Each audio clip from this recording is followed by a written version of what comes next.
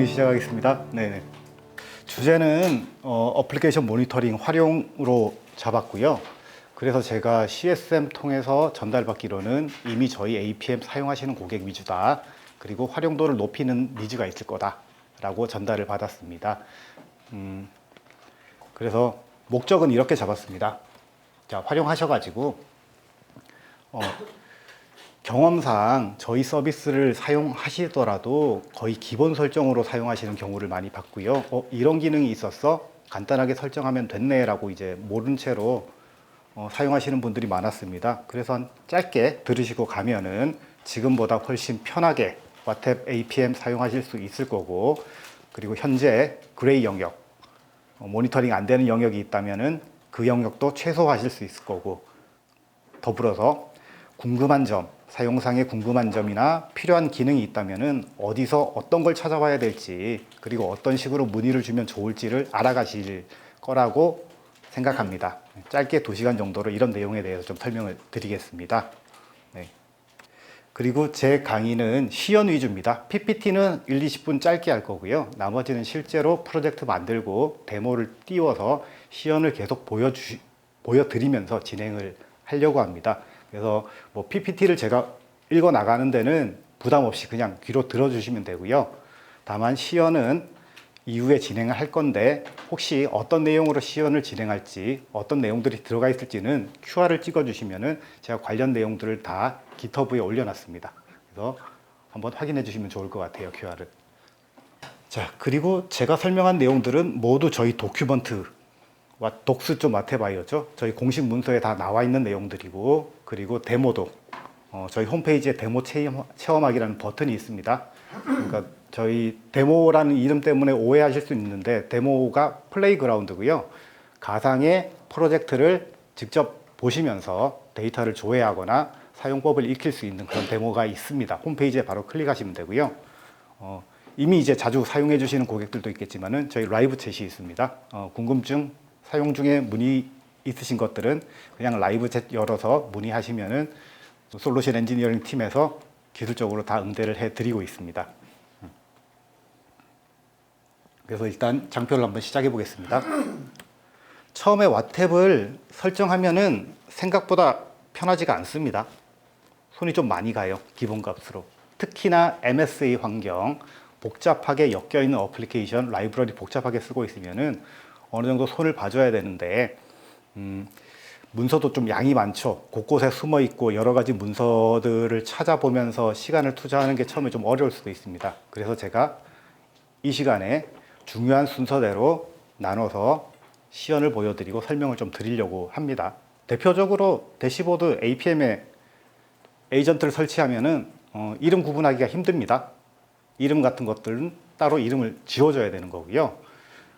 이름을 지어주면 이제 그 다음부터 사용성이 굉장히 크게 올라갑니다. 통계를 어플리케이션 종류별로 볼 수 있다든지, 알람도 어플리케이션 종류별로 또는 이름별로 알람을 설정한다든지, 여러 가지 정보들이 있죠. 네, 이런 부분들을 굉장히 편해지고요.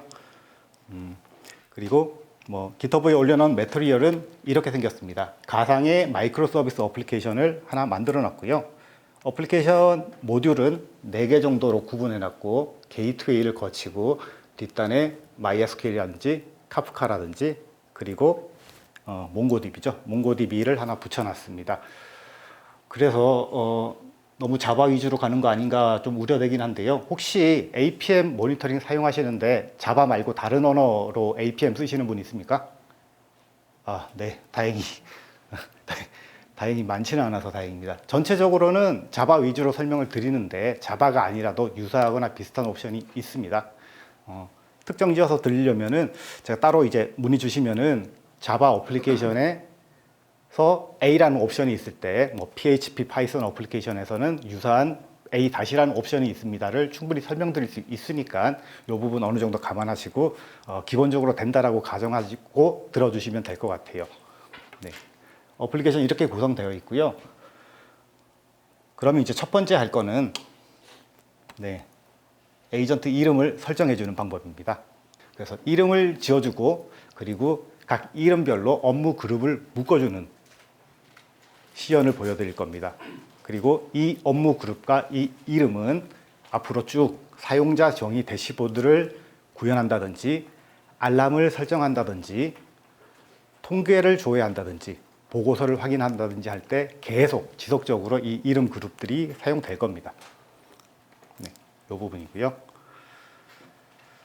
두 번째는 그레이 영역들이 있을 수 있습니다. 극단적인 예로는 모니터링을 처음 설치했는데 APM을 설치했는데 히트맵이 점이 안 찍힌다든지 아니면 명확하게 사용하고 있는 라이브러리 구간이 보이지 않는다든지 하는 경우가 생각보다 많습니다. 특히나 이제 최신의 서드 파티 라이브러리를 쓴다든지 아니면 특정 라이브러리를 직접 구현했다든지 하는 것들은 사용자가 그냥 가이드만 보고 찾아 헤매기는 조금 어려운 경우가 있어요. 그래서 대표적인 예로 한번 설명을 드리려고 합니다. 그걸 이제 저희는 위빙이라고 얘기하고요. 네. 그래서 위빙에 관련된 옵션들이 있고 어떻게 찾아가고 어떻게 설정하면 될 거다를 보여드리려고 합니다. 두 번째는 파라미터들입니다. 파라미터는 사용자들이 대부분 알고 계시긴 한데요. 기본적으로 저희 APM에서는 SQL 쿼리에서 사용하는 파라미터라든지 바인드 변수라든지 HTTP가 주고받고 있는 파라미터라든지 설정 온, 오프 하는 걸로 바로 수집이 가능합니다. 물론 이제 조금 더 딥하게 가면은 특정 자바 메소드가 사용한 입력값, 출력값까지 다 뽑아낼 수 있고요. 다만 기본적으로 이제 어떻게 사용할 수 있다, 매우 심플하다 이런 부분 좀 보여드리려고 합니다. 세 번째는 이제 앱덱스입니다. 앱덱스는 굉장히 전통적이고 중요한 지표인데요. 저는 이제 그렇게 생각합니다. 어플리케이션 모니터링에서 단 하나의 지표만 가지고 판단을 하라 그러면은 뭘 쓰겠냐? 저는 앱덱스라고 보거든요. 앱덱스에서는 응답 시간도 포함하고 있고 에러도 포함하고 있고 그리고 요청 누락에 대한 부분이든지 다 포함이 되어 있습니다. 그래서 알람, 특히 이제 알람을 설정할 때 에러 건수로 알람을 걸거나 응답 시간 기준으로 알람을 걸거나 이런 복잡한 방법보다는 앱덱스 지표 하나를 가지고 알람이라든지 지표를 세팅하면은 조금 더 쉽게 사용하실 수가 있다고 해서 앱덱스를 좀 설명드리려고 합니다. 그리고 이거는 좀 꽤 중요한 부분입니다. 저희가 기본값으로는 최대한 많이 수집하자, 데이터를 많이 수집하자다 보니까 사람이 데이터를 조회하면서 보정하는 경우가 많습니다. 극단적인 예는 이런 얘기가 있겠죠. 히트맵의 빨간색이 수두룩한데 실제로는 사람이 판단을 하고죠. 드래그 해보고 이 빨간색은 그냥 어플리케이션에서 정상적으로 뱉는 오류야. 또는 이거는 HTTP 리턴 코드가 이렇게 나올 수밖에 없어 라고 히트맵이 빨간 부분이면은 저희의 디자인은 그렇습니다. 히트맵이 빨가면은 오류라고 판단을 하고 사용자가 조치를 하기 바랬지만은 기본값으로 워낙 많은 에러를 수집하다 보니까 사용자가 오히려 빨간색 히트맵에 둔감해지는 거죠. 그럼 이제 그 상황에서 필요한 거는 불필요한 오류 식별은 예외 처리를 하는 방법입니다. 매우 간단하게 설정 한두 줄 넣고 하면 되는 것들이고요. 이런 부분에서도 설정을 좀 하려고 합니다. 추적이 불필요한 URL도 분명히 있을 겁니다. TPS라든지 사용자 요청에 다 수치가 반영이 되는데 실제로는 불필요한 것들이 있죠. 대표적으로 헬스 체크. 주기적으로 헬스 체크하는 URL을 수집하고 통계에 포함시키다 보면은 통계가 어느 정도 왜곡되는 경우도 있습니다. 사용자 수가 변한다든지 아니면은 전체 호출 건수가 실제와 조금 미스매치 난다든지 하는 경우가 있어서 이런 것들은 전부 다 제외가 가능합니다. 그 다음 이제 시연 드릴 거는 이제 분산 추적입니다. 저는 이제 개인적으로 와탭 어플리케이션 모니터링, 와탭 APM의 최고 장점이 뭐냐라고 하면은 간편한 분산 추적 기능이라고 자랑을 하고 싶어요. 그래서 와탭 에이전트 내에서는 구현 언어가 달라도 서로 추적이 가능하고 대표적으로 보면은 프론트엔드 따는 노드.js로 구현했고 백엔드 따는 자바나 PHP로 구현했는데 그 둘 사이를 사용자가 또는 개발자가 아무런 조치 없이도 와탭 에이전트가 이를 엮어서 분산 환경을 표현해 줍니다. 매우 간단한 설정이고요. 그리고 가장 이제 현대적인 아키텍처가 있을 수 있어요. 완전히 새로운 프레임워크 고랭으로 고객 어플리케이션을 구현했다. 그럴 때는 이제 예거나 지킨 같은 그 추적 라이브러리가 들어가 있을 건데 이 데이터를 오픈 텔레미트리로 끄집어내서 다시 와탭에 보내는 이런 기능도 가능합니다. 그래서 분산 추적 관련해서는 글로벌하게 나와 있는 제품, 전 세계에 나와 있는 어느 제품과 비교해도 가장 간단하게 직관적으로 볼 수 있는 부분이다를 설명을 드리고 싶어요. 네. 그리고 로그입니다. 로그와 통합을 하면은 볼 수 있는 정보가 굉장히 많아집니다. 특히나 이제 자바 같은 경우에는 저희가 로그를 수집하는 방식이 로그 파일이 아니라 자바 로거에서 직접 가지고 오고 있습니다. 그래서 실제 많은 걸 할 수가 있거든요. 사용자 트랜잭션과 로그를 매핑시킨다든지 그리고 여러 가지 정제를 할 수 있다든지 조금 더 현대적인 모습을 보여드릴 수 있어요. 기본적으로 뭐 라이브 테일, 그러니까 뭐 어플리케이션이 수십 개 있는데 이들에서 발생하는 오류를 로그를 한 곳에서 모아서 직접 본다든지 그 중에서 필터링을 한다든지 특정 영역을 인덱스를 건다든지 하는 기본적인 기능도 다 제공하고 있습니다. 네. 뭐 이런 기능들 쭉 설명을 드릴 거고요. 네. 이제 그래서 이런 걸 엮어놓고 다시 기본 설정에서 대시보드를 보는 것과 기본 설정에서 알람을 설정하는 것랑 어떤 차이가 있는지 좀 보여드리려고 합니다. 네. 일단 여기까지 제가 장표로 설명을 하고요. 나머지는 직접 GitHub 붙어서 시연을 하면서 보여드리도록 하겠습니다. 네. 강의의 전제는 그렇습니다. 기본적으로 와탭 계정 가지고 있고 APM 사용해 보셨다 해서 뭐 프로젝트를 생성하고 에이전트를 설치하고 어떻게 하는지에 대해서는 뭐 생략하거나 아주 간단하게만 넘어가겠습니다. 네. 로그인하고 제가 교육에 사용할 자바 프로젝트를 하나 만들겠습니다.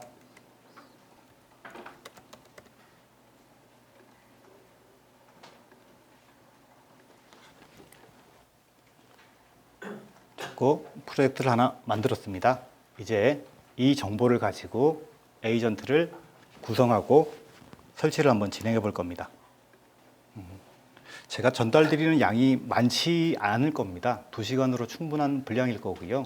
그래서 뭐 시연을 따라가 보시면은 크게 복잡하거나 어렵다는 거 없이 이게 이렇게 바뀌는구나를 보실 수 있을 겁니다.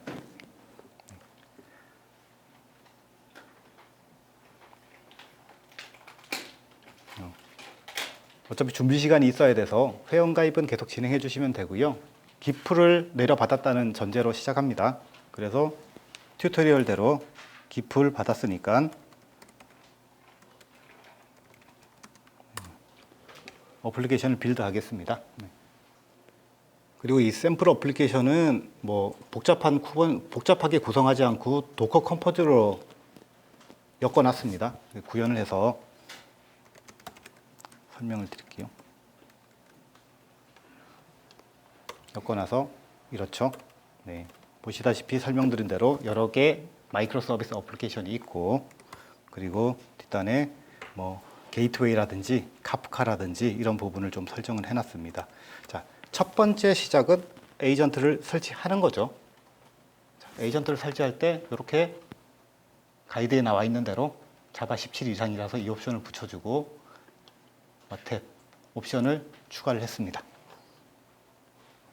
추가를 했으니까 이제 재시작을 하면은 대시보드에 와탭 에이전트가 보이겠죠?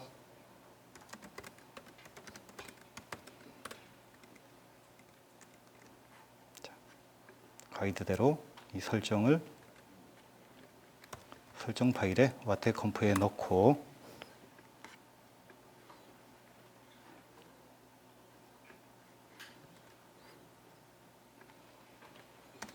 서비스를 기동시켜 보겠습니다. 여기가 아니네.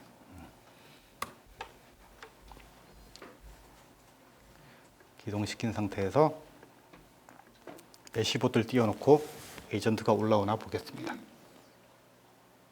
네, 에이전트가 올라왔는데 첫 번째부터 조금 답답한 부분이 저는 보이고요. 아니면 와탭이 처음이면 이게 답답한 상황이라고 인지를 못 하실 수도 있을 것 같아요. 첫 번째는 에이전트 이름입니다. 네. 아까 장표에서 설명드렸듯이 뭐 프로덕트 컴포짓, recommend 이런 식으로 여러 가지 모듈이 나와 있는데 이 에이전트 이름으로는 구분하기가 굉장히 힘듭니다. 그래서 이걸로는 가독성을 확보하기가 굉장히 어렵습니다. 시연을 하나 더 보여드리면은 여기서 만약에 특정 어플리케이션 그룹을 스케일 아웃을 했다. 원래는 프로덕트 컴포짓이라는 어플리케이션은 하나만 떠 있습니다. 그래서 지금 스케일 아웃을 3개로 했고, 그러면 3개가 나오잖아요. 그러면 여기서 에이전트가 2개가 더 추가가 되는데 역시 이름으로는 이를 전혀 구분할 수가 없습니다. 스케일 인 아웃을 판단할 방법이 전혀 없죠. 그리고 앞으로 쭉쭉 나와 있는 알람을 설정한다든지 통계를 줘야 한다든지 차트를 본다든지 하는 상황에서도 구분이 사실상 어렵습니다. 이 에이전트에 대한 차트. 네. 이걸 첫 번째로, 그래서 와템 모니터링 에이전트를 첫 번째로 설정한 이후에 첫 번째로 해야 될 일은 올바른 이름을 주는 겁니다. 이름을 주는 방식은 가이드에 잘 나와 있고요. 여러 가지 이름 결정 방식에 대해서 쭉쭉 설명되어 있는데 여러 가지 내용들이 있지만은 설명드릴 거는 자, 이름 2가지 속성만 기억해 주시면 될 것 같아요. 이름과 어플리케이션 그룹. 자, 지금 예시가 그렇습니다. 자, 프로덕트 컴포짓이라는 어플리케이션 그룹이 3개가 떠 있습니다. 그러면 그룹은 프로덕트 컴포짓이라고 구분을 묶어주는 게 좋고요. 그리고 개별 어플리케이션의 이름은 중복되지 않게 이름을 붙여주는 겁니다. 자, 기본값으로 중복을 저희가 피하는 방법은 에이전트 이름에 기본값으로 IP 3번째 자리, 4번째 자리를 추가해주고 경우에 따라서 포트도 추가해주는 방식을 씁니다. 그럼 중복을 피할 수 있고요. 그렇게 설정을 한 다음에 어플리케이션을 다시 한번 기동을 해보겠습니다. 지금 이 상태에서 이름을 주고 다시 한번 어플리케이션을 기동을 해보겠습니다. 자,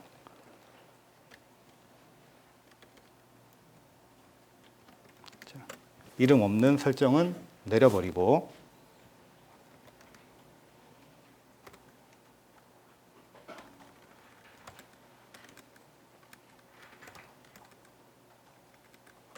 네, 이름을 주고 다시 띄우려고 합니다. 이름을 주는 방식은 그렇습니다.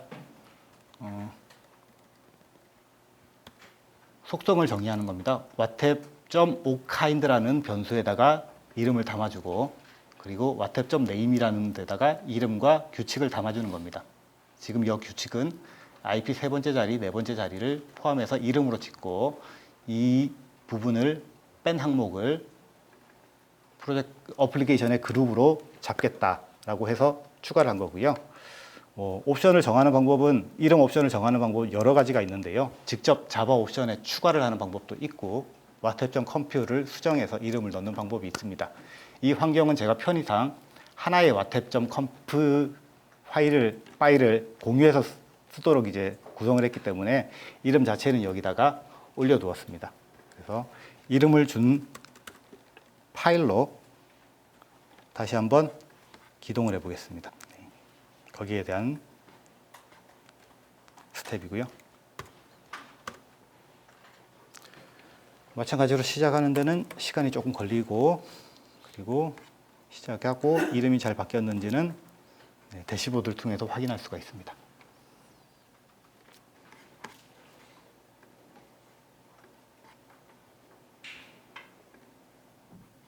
네, 이제 서비스가 이름으로 구분됩니다. 어떤 어플리케이션이 게이트웨이고 어떤 어플리케이션이 카프카고 어떤 어플리케이션이 프로덕트 모듈이고 하는 것들을 이름으로 구분할 수가 있습니다. 이름은 그래서 가장 처음 반드시 지워져야 되는 거고요. 그럼 여기서 또 문제가 있을 수 있죠. 스케일 아웃을 했을 때 이렇게 해볼게요. 프로덕트 컴포짓이라는 모듈이 하나 있는데 요거를 제가 5개로 한번 늘려보겠습니다. 네, 이제 하나가 있다가 만들어지고 시작이 되기 시작했고 조금 있으면은 5개로 늘어날 겁니다. 그래도 아직 불편한 부분이 있어요. 얘가 5개가 생겼는데 5개를 펼쳐서 찾아가면서 한 땀 한 땀 클릭하기는 좀 번거롭죠. 그럴 때 저희는 여기서 by kind, 네, 어플리케이션 종류별이라고 바꿔서 쓸 수 있습니다. 그러면 스케일 아웃을 한 프로덕트 컴포짓을 선택하면은 에이전트 5개가 묶여서 같은 데이터를 보여주게 됩니다.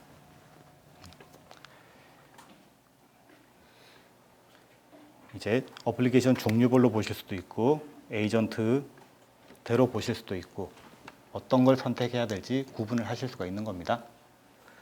그 다음 두 번째는 데이터가 잘 나오냐에 대한 부분입니다. 기본값으로 히트맵이 접이 안 찍히는 극단적인 상황이 있을 수도 있다고 말씀드렸는데요. 그게 바로 이 예제 어플리케이션입니다. 보시다시피 스프링, 잘 안 보이실 수 있어요. 스프링 부트 2.5라고 되어 있고 이게 기본값으로 안 나올 수 있습니다. 그래서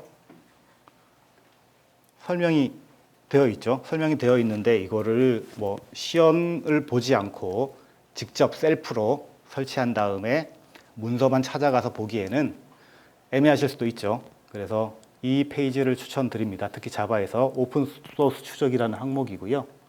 여기서는 지원되는 라이브러리들이 있습니다. 어떤 경우는 히트맵에 점은 찍히되 특정 구간이 안 보인다든지 하는 경우가 있을 수 있어요. 여기 나와 있는 상황이거든요.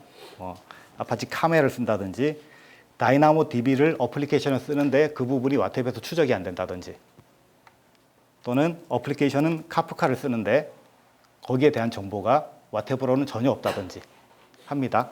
그럴 때는 이걸 열어서 찾아서 여기에 맞는 설정을 넣어주면 됩니다. 스프링 부트 2.5라는 옵션 안에는 사실은 많이 들어가 있어요. R2DBC 드라이버도 있고 스프링 게이트웨이도 있고 스프링 카프카도 있고 여러 가지가 다 포함되어 있고요. 그래서 이 옵션을 제가 와탭 설정에 추가를 하고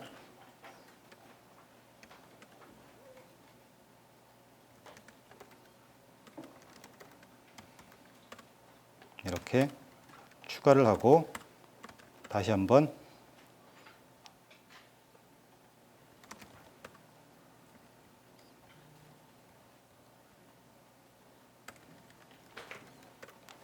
재시작을 해보겠습니다. 와탭의 거의 모든 옵션은 적용하고 재시작이 불필요한데요.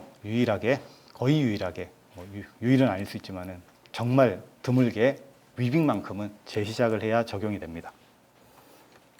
그리고 앞으로는 제가 나와 있는 설정을 적용하면서 어플리케이션을 다시 재시작할 일은 없을 겁니다. 자, 컴포즈 업 -D. 네, 위빙 설정을 적용한 다음에 띄우고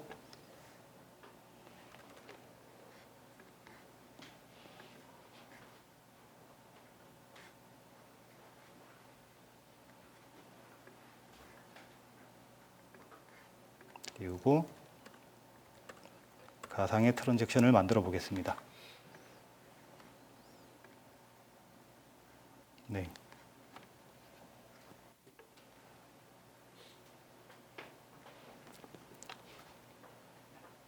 이제 히트맵에 점이 보이기 시작합니다. 익숙하신 화면이 이제 보인 거고요. 여기서도 아직 조금 가야 될 스텝은 조금 더 많습니다. 그 다음에 많이들 쓰시기는 한데 그래도 아직 모르시는 분들이 있을까 봐 설명을 드리면은, 자, 여기서 드래그를 했을 때 아까 그 많던 라이브러리들 대응이 되어 있기 때문에 이제 보이기 시작합니다. 그러면 궁금증이 여기서부터 생깁니다. 여기는 몽고DB를 쓰는 구간이 보이는구나. 이제 추가를 했으니까. 그리고 특정 영역에서는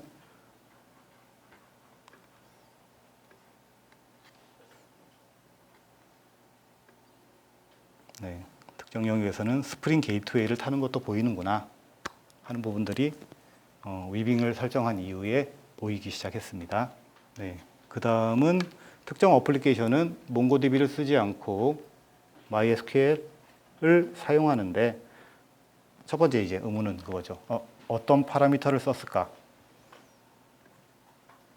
개별 쿼리들이 다 보이는데 개별 쿼리가 사용한 파라미터는 뭘까? 이것도 매우 간단하게 설정을 할 수가 있습니다. 여기서 보시면은 여기 있죠? 옵션명은 정직하게 프로파일 SQL 파라미터 enable 있고요. 그리고 HTTP로 주고받는 이 파라미터까지도 수집이 가능한데 이 두 옵션입니다. 이 두 옵션을 또 와탭 설정 파일에 넣어주고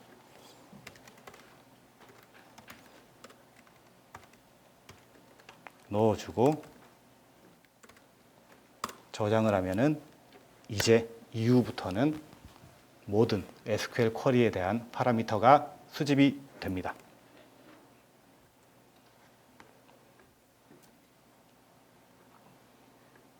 이제 다시 긁어보면은 네, 여기 이렇게 바인드 변수가 나오기 시작하죠. 포매팅하고. 그래서 특정 시점에 DB가 뭐 지연이다, 쿼리가 지연이 됐다 했을 때 항상 궁금했던 거는 파라미터죠. 어떤 파라미터를 탔길래 이 SQL은 편차가 이렇게 크지? 라고 고민했다면은 파라미터와 함께 봐주시면은 매우 정확하게 보실 수가 있을 겁니다. HTTP 파라미터도 마찬가지입니다. 이 요청은 어떤 HTTP 파라미터로 받아왔을까도 HTTP 파라미터를 수집하면은 바로 보이게 됩니다. 네. 설정 매우 간단하고요. 이런 식의 간단한 설정을 추가해 나가면은 사용성을 좀 높일 수가 있습니다. 그 다음 이제 앱덱스입니다. 앱덱스를 잘 정제하기 위해서 이 뒤에 있는 과제들이 다 엮여 있는데요. 앱덱스에서 한 설명은 뭐 이런 내용들이 있지만 매우 간단합니다. 자, 전체 요청수 중에서 처리된 요청수를 계산하는데 에러 빼고 임계시간, 예를 들어 임계시간 1.2초라고 했을 때 4.8초까지는 그래 허용해준다 라고 해서 1점을 주는 거고요. 4.8초를 넘어간 건 0.5점을 가산해서 점수를 다 뺍니다.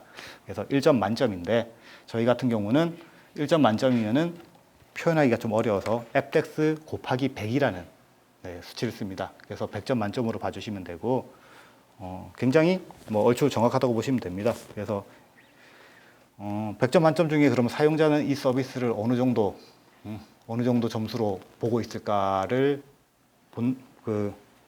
이 점수로 환산하시면은 크게 문제는 없을 거고요. 일반적인 웹 서비스인 경우에는 크게 문제가 없을 거고, 그러면 이 서비스는 과연 이 정도 점수일까를 보기 위해서 첫 번째 해주실 부분은 에러를 좀 정제를 해야죠. 그리고 기준 시간을 조정하는 방법도 있고, 4.8초 이내로 서비스가 응답을 보냈다 그러면은 오케이.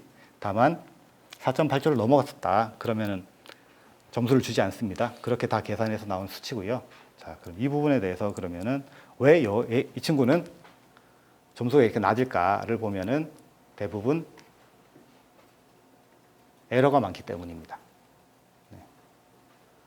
그리고 일반적으로 화면을 띄워놓고 모니터링 할 때도 에러 수치가 이렇게 고정적으로 있으면은 실제로 에러가 더 발생했을 수 있는데 이 부분을 식별하기 좀 힘들죠. 그러면 평상시 기준으로 별 문제가 없는 상황에서 불필요한 에러를 예외 처리하는 게 필요합니다.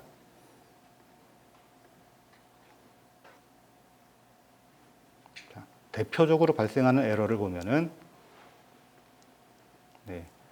뒷단의 URL 하나를 못 찾아서 HTTP 404를 리턴 받았기 때문에 에러로 표기를 했습니다. 이제 여기서는 이제 각 서비스 담당자, 개발자들이 판단을 해주셔야 되고요. 이 상황에서는 이 어플리케이션에 있는 경우는 404를 반환받은 게 사용자 입장에서 오류가 아닙니다. 그래서 서비스 입장에서도 오류가 아닐 거고요. 또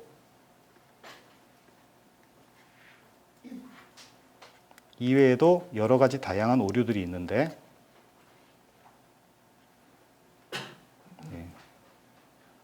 요청 자체를 잘못해서 HTTP 400을 리턴했다. 이런 부분들도 다 예외 처리를 사용자 체감상으로 불편함이 전혀 없는 내용들입니다.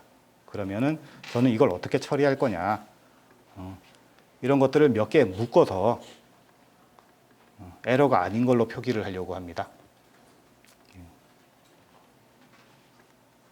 이걸 하는 방법이 마찬가지로 와탭 설정에 이 내용을 추가하는 거고요. 네, 추가하는 내용이고 정말 많은 부분을 예외 처리할 수 있는데 그 부분에 대한 설명도 여기 가이드에 나와 있습니다. 대표적으로 이 가이드에는 설명과 함께 좀 잘 나와 있죠. 트랜잭션 히트맵이 이렇고 분석을 하기 위해서는 에러들이 나와 있을 수 있고 이 에러를 어떻게 처리를 해야 되고 그래서 예외 처리를 어떤 방식으로 예외 처리를 할 수 있는지 옵션은 실제로 많습니다. 히트맵에서는 파란색으로 표기하고 에러라고 표기하지 않지만 따로 통계로는 가지고 있다든지 통계에서도 아예 제외를 한다든지 하는 식의 여러 가지 옵션들을 제공하고 있습니다. 그리고 정말 무관하게 와탭이 기본적으로 판단해서 보내는 에러들도 있어요. 이런 것들이 되죠. 대표적으로 SQL 실행이 30초 이상 실행됐다. 이런 상황이면은 SQL에서 발생하는 에러 유무와 상관없이 그냥 와탭이 슬로우 SQL이라는 에러를 표기해 가지고 통계로 저장해 버립니다. 이런 부분도 특정 시간대 배치를 돈다. 그리고 특정 SQL은 원래 30초 이상 돌 수밖에 없는 배치다라고 했을 때는 예외 처리를 좀 해주시는 게 손은 좀 가지만은 장기적으로 통계를 확보하고 모니터링 하는데 명확한 모니터링을 위해서는 좀 번거롭지만 손을 봐주시는 게 좋긴 합니다. 그래서 저는 이런 부분들을 다 예외 처리를 했고요. 예외 처리 직후에 이제 보이는 수치를 한번 보시죠.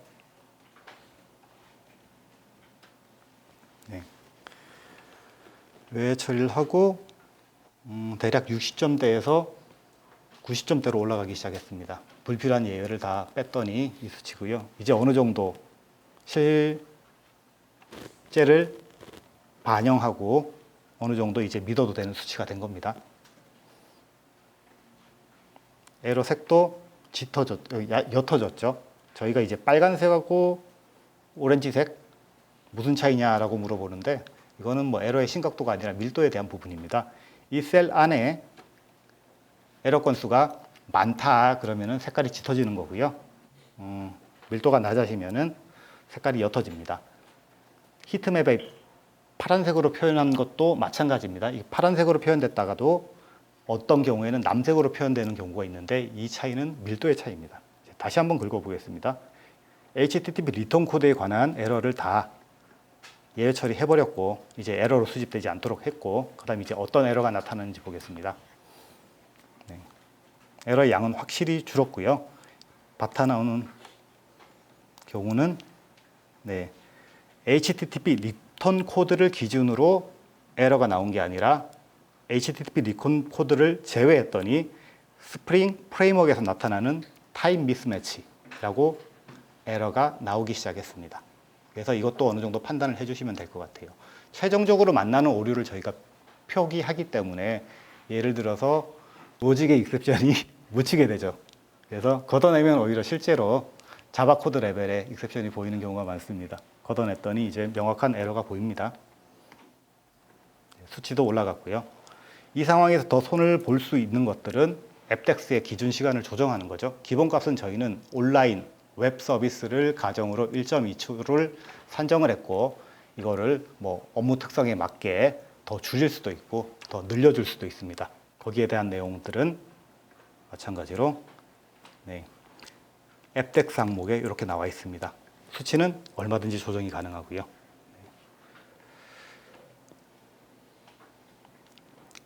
그리고 지금 계속 데이터 클렌징에 대한 이야기를 하고 있는데 그리고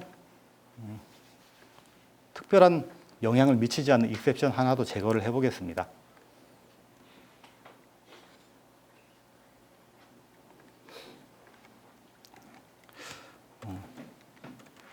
네, 제거를 했고요.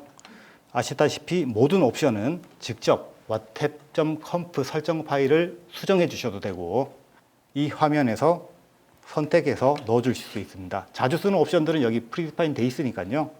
여유가 되실 때 한번 펼쳐보고 이런 옵션이 있구나라고 둘러보는 것도 나쁘진 않습니다. 그래서 추천합니다. 이렇게 한번 보시면 되고요. 그래서 여지껏 설정한 옵션들은 위빙이 들어가 있고 특정 오류를 무시하는 것들 그리고 파라미터를 수집하고 하는 부분들을 다 적용이 되어 있습니다. 이제 다시 대시보드로 들어갔을 때 에러가 정말 눈에 띄게 줄었습니다. 이제부터 나오는 에러는 실제로 에러일 확률이 매우 높습니다. 더 제외할 건 없거든요. 그러면 제외한 상태에서도 에러가 하나 나타났습니다. 리뷰 서비스에서 리액터 네티 채널 connection has been closed before send operation. 실제로 끊어진 거죠. 처리 중에 네트워크가 끊어진 겁니다. 그래서 이런 것들은 추적해서 관리하는 게 필요합니다. 이제부터는 에러를 관리하셔야 되는 거고요. 이제부터 통계에 나오는 에러라든지 예외를 정지하지 않으면은 보통 자주 만나는 것들이 이런 에러들입니다. HTTP 에러 422로 통계가 제일 많아요 이런 식인데 이런 부분들을 걷어내고 보면은 실제 저희가 관리해야 되고 고쳐야 될 에러들이 보이기 시작합니다. 그리고 앞으로 통계에 잡힐 에러는 정말 들여다봐야 되고 고쳐야 되는 에러들만 남아 있고요. 그리고 두 번째는 추적이 불필요한 URL을 제외하는 겁니다. 실제로 지금 이 서비스가 대략 40 TPS 정도 왔다 갔다 하는 걸로 나오는데 허수가 많습니다. 볼까요?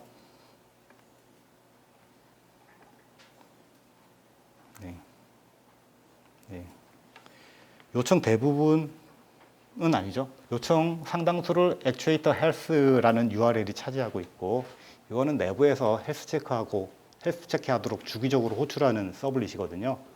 그러면은 경우에 따라서는 이거조차도 뭐 통계에 집계하고 볼 수 있겠지만은 이 예제에서는 이 URL만큼은 제외를 하겠습니다. 제외하는 옵션 간단합니다. Trace Ignore URL Set이라는 옵션을 추가를 하고요. 추가를 하면은 저장한 시점부터 바로 제외가 돼서 나옵니다. 여기서는 최근 5분 통계를 쓰기 때문에 최근 5분의 수치를 쓰기 때문에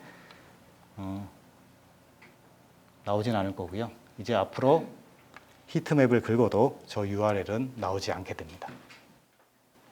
그리고 굉장히 중요하고 유용하지만은 좀 번거롭게 보시는 것들 중에서 하나가 URL에 대한 정규화입니다. 트랜잭션 통계를 한번 볼게요. 최근 10분. URL들이 이렇게 흩뿌려져 있습니다. 잘 안 보이실까 봐 좀 확대를 할게요. 자, 이렇습니다. 프로덕트 컴포짓이라는 데 213이라는 변수가 있고 113이라는 변수가 있고 13이라는 변수가 있습니다. 실제로는 이 가상의 쇼핑몰 MSA 어플리케이션에서 이 숫자가 의미하는 바는 상품 코드입니다. 그러면 어떤 경우에 뭐 없지는 않겠지만은 어떤 경우에는 상품 코드별로 건수를 다 통계화해서 볼 수 있을까? 라는 니즈도 있겠지만은 대부분 그렇지는 않았던 것 같아요. 자, 이 URL에서 상품 코드면은 다 뭉뚱그려서 하나의 URL 군으로 보고자 하는 니즈가 훨씬 많았던 것 같습니다. 그래서 그 경우에는 또 설정을 하면 됩니다. 이게 이제 저희가 얘기하는 URL normalize라는 설정이고요. 대표적으로 이 정규화의 영향을 받아야 되는 URL은 두 개가 있습니다. 여기도 프로덕트 아이디, 여기도 프로덕트 아이디 이런 패턴으로 복사를 해서 또 설정에 집어넣습니다. 그러면 앞으로 저장되고 수집되는 URL들은 모두 저렇게 정규화의 적용을 받게 됩니다. 자, 다시 한번 긁어볼게요, 이제. 적용을 했고, 네, URL 긁으면은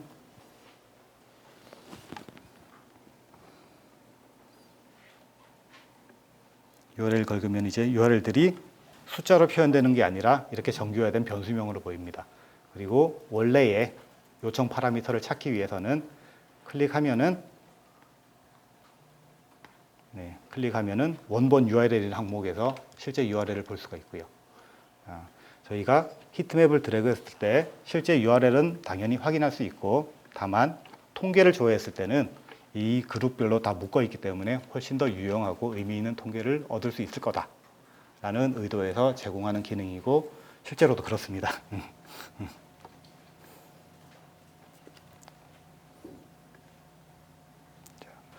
그 다음은 이제 분산 추적이죠. 자, PPT 장표에서 말씀드렸다시피 이 친구는 마이크로 서비스고 게이트웨이도 타고 뒷단에 데이터베이스도 사용하고 하는 것들이 있고요. 그걸 어떻게 보냐, 마찬가지로 간단하게 옵션을 넣어주면 됩니다. 지금 제가 드래그 했을 때 여기서는 보이지 않습니다. 왜냐하면 멀티 트랜잭션을 확인할 수 있는 곳은 M이라는 아이콘이 나와야 되기 때문입니다. 대부분 기본 값으로는 보이는데 안 보이는 경우가 있어요. 그럴 때는 또 옵션을 넣어줘야 됩니다. 네. 옵션에 대한 설명은 또 여기 나와 있고요. 이 옵션을 복사해서 넣겠습니다.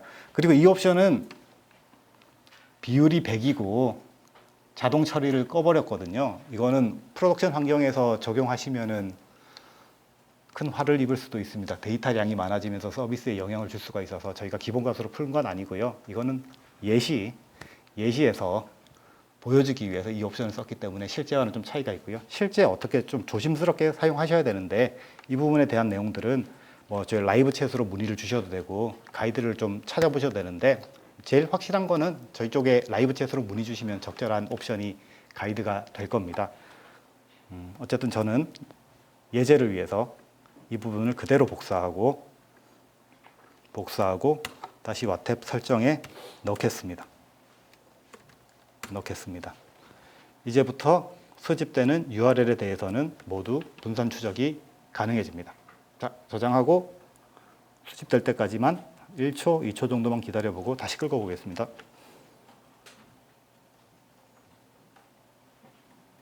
네, 이제 긁어보겠습니다. M자라는 아이콘이 생겼죠. 클릭해 보겠습니다. 뭐가 더 생겼냐면은 화면 우측에 멀티 트랜잭션이라는 아이콘이 하나 생겼습니다. M자가 없으면은 이 아이콘은 보이지 않고요. 그래서 클릭을 했더니 이런 화면이 나와 있죠. 네. 잠깐만요. 화면이 작아서 키워보겠습니다. 자, 이런 연관관계 보이기 시작합니다. 프로덕트 컴포짓이라는 어플리케이션은 또 프로덕트 컴포짓을 호출하고, 그리고 리뷰, 리커멘데이션, 그리고 프로덕트라는 서비스를 호출하고 있습니다. 그리고 이 친구는 MySQL 데이터베이스를 쓴다는 게 보이고요. 그리고 전체 서비스에서도 이 구간 보입니다. 전체 서비스가 266ms이 걸렸는데 이 친구 혼자 258ms를 썼구나, 이런 부분도 보입니다. 네. 그리고 뷰는 이런 형태의 뷰가 있고, 테이블 형태의 뷰를 보실 수도 있고, 그리고 트리 형태로도 보실 수 있는데, 중요한 점은 그냥 클릭하면은 세부 프로파일 정보를 볼 수 있다는 겁니다. 네, 얘가 스프링 게이트웨이를 통해서 여기를 보냈다는 게 보이고요. 마찬가지로 이 친구들은 웹플럭스를 통해서 각각의 뒷단 모듈로 요청을 보냈다는 걸 확인할 수가 있습니다. 그리고 그래프로도 볼 수 있고요. 조금 긴 거를 볼까요? 그러면은 조금 수행 시간이 길었던 거는 이렇게 집어넣으면은 조금 더 명확하게 봅니다. 총 경과 시간 3초 정도 걸린 걸로 하나 선택해서 보면은 조금 더 명확하게 보이죠? 네. 패턴은 똑같습니다. 네. 전체가 2.956ms이 보이고 얘네들은 몇 밀리세컨인 반면 이 친구 혼자 시간을 많이 썼다. 네. 입니다. 왜냐하면 제가 이 프로그램에다가 슬립을 걸어놨거든요. 네. 그래서 일부러 보여주기 위해 슬립을 좀 걸어놨고요. 그래서 이런 부분들이 매우 손쉽게 설정 하나 키는 걸로 보입니다. 그리고 이 분산 추적은 프로젝트 내에서만 동작하는 게 아니라 여러 프로젝트 간에서도 동작하고 언어의 구애를 받지도 않습니다. 와탭 에이전트가 연결돼 있고 서로 엮여 있다 그러면은 PHP가 보낸 요청이거나 Node.js가 보낸 요청이거나 어떤 요청이든 와탭 에이전트들끼리는 다 이 관계를 표현해 낼 수 있습니다. 네, 표현해 낼 수가 있습니다. 그래서 되게 유용한 기능이고요. 이 정도 기능을 보신다고 하더라도 충분히 저희 APM의 가치는 해내지 않을까 싶긴 합니다. 그리고는 로그입니다. 로그는 좀 설명드리면 중요하긴 한데 조금 조심스럽긴 해요. 왜냐하면 지금까지 1번부터 쭉 설명드렸던 기능들은 APM 쓰고 계시면은 아무런 추가 비용이 발생하지 않습니다. 그냥 쓰면 되고요. 그냥 옵션만 키면은 기존에 못 보던 정보들이 다 볼 수가 있고, 다만 이제 로그 같은 경우는 굉장히 저렴합니다. 굉장히 저렴하지만 비용이 추가되니까 뭐 트라이얼로 한번 체험해 보시는 거는 좋을 것 같아요. 자, 여기서 하나 좀 아쉬운 건 있죠. 자, 긁었어요. 그리고 요 내용들이 보이는데, 네. 이 트랜잭션이 요런 예를 들어 있습니다. 예를 들어서 자, 이 게이트웨이가 약 3초 정도 동작을 했는데 왜 그랬을까를 알기 위해서는 물론 분산 추적으로도 쉽게 볼 수 있지만은 그런 경우에 로그를 만약에 같이 볼 수 있다 그러면은 유용하겠죠. 설정하는 옵션도 매우 간단합니다. 로그는 자, 로그 메뉴 들어가서 로그 설정 들어간 다음에 네, 에이전트에서 설정하라고 하죠. 네, 복사하고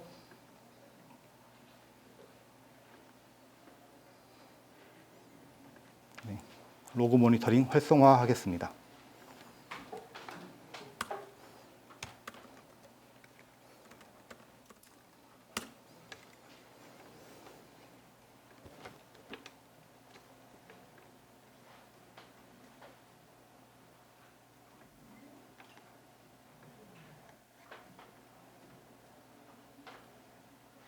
네, 이제부터 로그를 같이 볼 수 있습니다.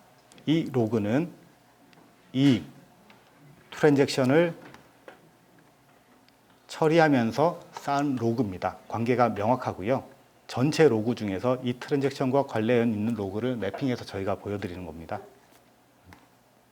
이렇게 보실 수도 있고 어떤 내용들이 있는지는 어플리케이션 로그를 찍은 분들이 아시겠죠. 그리고 로그의 장점은 이 도커 컨테이너, 예를 들어서 도커 컨테이너 한 6개 정도가 액티브 되어 있는데 이거를 각각의 도커 로그라는 명령어로 본다든지 접속을 해서 로그를 확인한다든지 하는 것들은 생각보다 좀 번거롭습니다. 그 경우에 로그 메뉴에서 라이브 테일 들어가시면은 네, 전체 로그가 스크롤 업 되고 있습니다. 이 기능 전에 반드시 선행돼야 되는 것들이 이름을 정하는 거라고 했죠. 그러면 필터를 줄 때도 네, 이제 게이트웨이냐 또는 프로덕트 서비스냐 이런 걸 선택해서 필터를 할 수가 있습니다. 로그 기능을 켜더라도 만약에 에이전트에 대한 이름을 주는 부분이 선행되지 않았다 그러면은 활용도는 엄청 떨어지게 되죠. 그래서 여기까지 쭉 한 사이클을 돌았고요. 한 사이클 돌면서 보여드렸던 부분들을 다시 한번 좀 설명을 해드릴게요. 자, 이거는 지금 시연을 하면서 프로젝트를 생성해서 보내드렸던 거고 제가 며칠 전부터 데이터를 좀 들여부었던 데가 있어요. 아마 이 친구입니다. 네, 지금 에이전트를 다 내려가서 데모가 없지만은 며칠 전부터 데이터를 좀 쌓아서 보겠습니다. 자, 먼저 분석에서 여러 가지 분석 메뉴가 있죠. 일자별 현황도 있고 성능 추이도 있고 매트릭스 차트도 있고.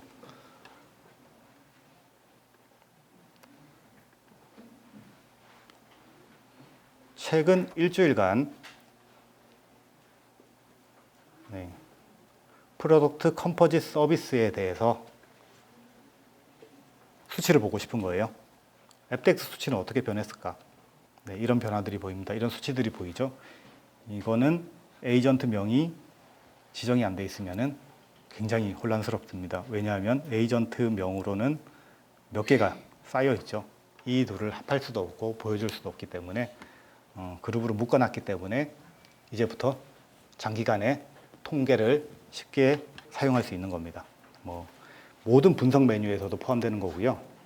그리고 뭐 토폴로지가 됐고 로그가 됐고 통계도 마찬가지가 됩니다. 통계도 여러 가지 통계가 있는데 결국 구분은 이렇습니다. 구분은 에이전트 종류별로 구분을 해서 통계를 볼 거냐, 아니면은 특정 서버를 특정해서 볼 거냐. 에이전트 하나로만 통계를 보는 거는 여러 가지 제약 사항이 있죠. 자, 서버가 고정되어 있어야 된다. IP가 불변해야 된다. 그리고 이 서비스는 요 서비스는 영속성이 있어야 된다. 뭐 여러 가지 제약들이 있는데 이름으로 구분해 두면은 조금 쉽게 볼 수가 있습니다. 그리고 여기서 유용한 부분은 사실은 알람이거든요. 알람은 여러 가지가 있습니다. 저희 APM 알람은 굉장히 많은 요소를 가지고 알람을 보낼 수가 있고, 뭐 기본값으로 쉽게 보내는 거는 서버나 메모리 이런 종류지만은 매트릭스 들어가면은 조금 복잡한 내용들이 있습니다. 특히 앱덱스 알람을 제가 권장을 드렸는데요. 이 경우에 하나 새로 만드는 게 좋을 것 같습니다. 하나 만들고 그냥 템플릿으로 앱덱스를 잡아준 다음에 임계치를 주고요. 임계치를 주고 그냥 오카인드 네임에 어떤 어플리케이션에 대해서 받겠다를 선택하시면은 이제 알람이 됩니다. 이제 특정 알람을 받았을 때 어떤 어플리케이션에 문제가 있구나를 알람만으로 바로 인지하실 수 있을 거고, 그 다음에 이제 상황을 판단하면은 초기 조치가 좀 빨라질 겁니다. 빨라지고 잡음도 많이 사라질 거고요. 필터가 돼 있다 그러면. 네, 감사합니다.